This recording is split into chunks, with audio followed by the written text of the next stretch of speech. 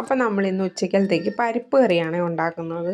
അപ്പോൾ പരിപ്പ് കറി പോലെ ഇത്ര എളുപ്പമുള്ള ഒരു കറി ഉണ്ടോയെന്ന് എനിക്കറിയത്തില്ല. തേങ്ങയൊന്നും ചേർക്കാതാണ് ഉണ്ടാക്കുന്നത്.